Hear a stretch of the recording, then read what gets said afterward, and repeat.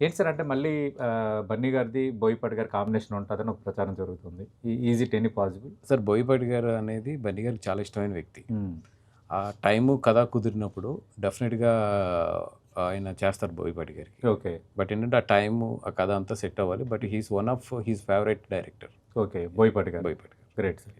Sir ఇప్పుడు మీరొక నిర్మాతగా, ఎగ్జిబిటర్‌గా, ప్రొడ్యూసర్‌గా ఆహ్, ఉన్నారు డిస్ట్రిబ్యూటర్‌గా.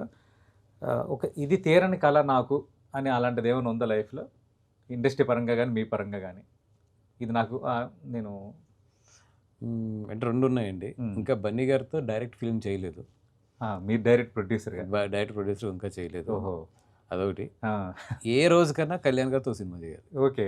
గ్రేట్. అంతే ఈ 2 ఓకే. బన్నీ గారితో పవన్ డైరెక్ట్ కళ్యాణ్‌తో డైరెక్ట్‌గా మీరు ప్రొడ్యూసర్‌గా. ప్రొడ్యూసర్‌గా చేయాలి. నిర్మాత అనే దగ్గర బన్నీ వాసన పడాలి బోర్డు. సింగిల్ కార్డ్ పడాలి అంతే. సింగిల్ కట్ పడాలి. ఓకే. ఉంది అట్లా. గ్రేట్ అదైతే సార్. బాగా కోరుకుంది. బట్ ఓహో! అది చూడాలి. అంతే. అంతే సార్. అంటే ఎట్లా సార్? అంటే హై స్కేల్ మీద ఉంటదా? అంటే మీరు అనుకుంటున్నారు వీళ్ళతో ఇలాంటి స్టోరీ చేయాలి అని అలాగేమైనా ఉందా?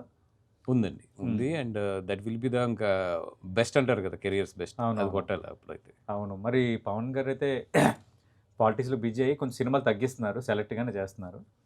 చూద్దామండి ఇంకా పైన దేవుడేమనుకుంటున్నాడో తెలీదు కదా! మనకి. అవునవును. సార్ మీరు